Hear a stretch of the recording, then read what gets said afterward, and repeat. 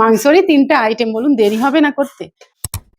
মাসির বাড়ির শাক, তোমার তোমার শালির বাড়ির। হ্যাঁ হ্যাঁ, দারুণ হয়েছে। এইটা তো নতুন আইটেম আমার কাছে মনে হলো। আজকে রবিবার, প্রচুর কাজ, আর হেনা করব করব করে একদম হেনা করা হচ্ছে না, হচ্ছে না। শীতের বেলা, ছোটবেলা কাজ করতে করতেই সময় কেটে যায়। টিফিন খেয়ে নিয়েছি ওটস বানিয়ে।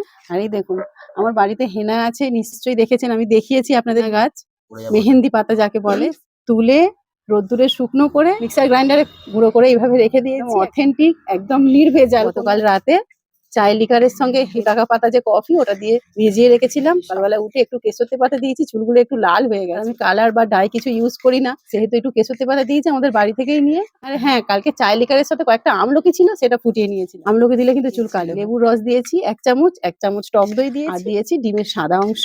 খুব সুন্দর করে মিশিয়ে নিয়েছি। এবার দেখছেন কালারটা, দেখেছেন একদম ন্যাচারাল পিওর। আবার মাখতে হবে। আবার ধনিয়া চিকেন খাবে বলে সব আবদার করেছে আমার বর। ঝটপট মেখে নিই।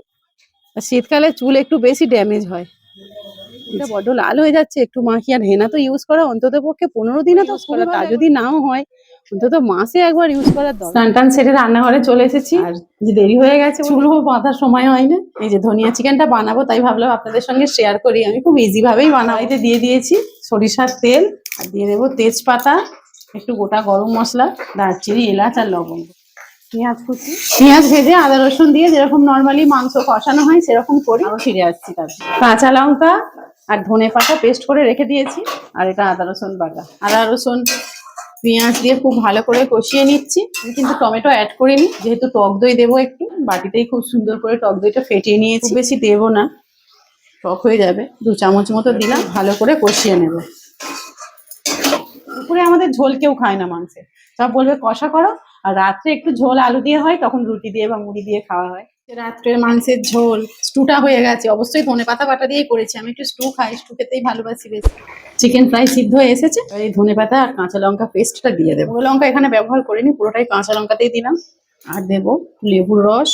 আমি খুব শুকনো করবো, একটু গ্রেভি থাকবে, ভাত দিয়ে খাবে তো।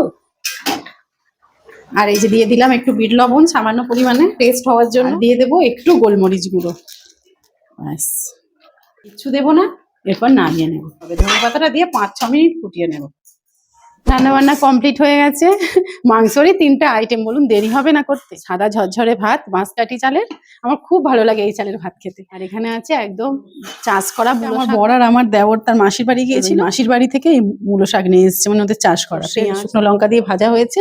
আর এই হচ্ছে আজকের স্পেশাল ধনিয়া চিকেন। এখানে আছে স্টু, চিকেন, পেঁপে, বিনস, গাজর দিয়ে স্টু করেছি আমি। আমার এটা ভীষণ ভালো লাগে খেতে। রাত্রের জন্য চিকেন কারি।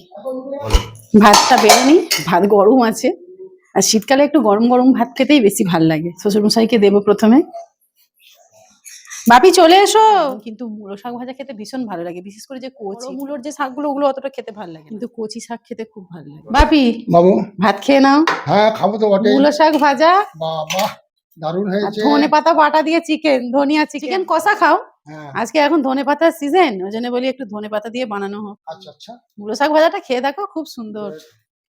মাসির বাড়ির শাক, তোমার তোমার শালির বাড়ির। হ্যাঁ হ্যাঁ, কচি শাক কিন্তু। হ্যাঁ, খুব ভালো শাকটা। খেতেও শাকটা দেখতে যেমন ভালো, খেতেও ভালো, খুব টেস্ট। তোমাকে ধনেপাতা চিকেন দিই, দাও একটু এটা দাও। দিয়ে খেয়ে বলো কেমন হয়েছে। একদম ধোঁয়া উঠছে বাপি।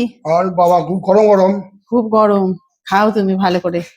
দেখি কেমন ধনেপাতা তোমার ধনেপাতা চিকেনটা। চিকেন দারুণ হয়েছে। এইটা তো নতুন আইটেম আমার কাছে মনে হলো, কিন্তু স্বাদটা দারুণ এবং কষাকে ছাড়িয়ে গেছে। তাই আমি বলি বাপির পছন্দ হবে কি না হবে, খাবে কি না খাবে ধনেপাতা বাটা দিয়ে চিকেন। না না, খুব ভালো আর লেগেছে। তুমি আজকে এনেছো অনেকটা ধনেপাতা, সোনায় সোহাগা হয়ে গেছে। ওই জন্যই।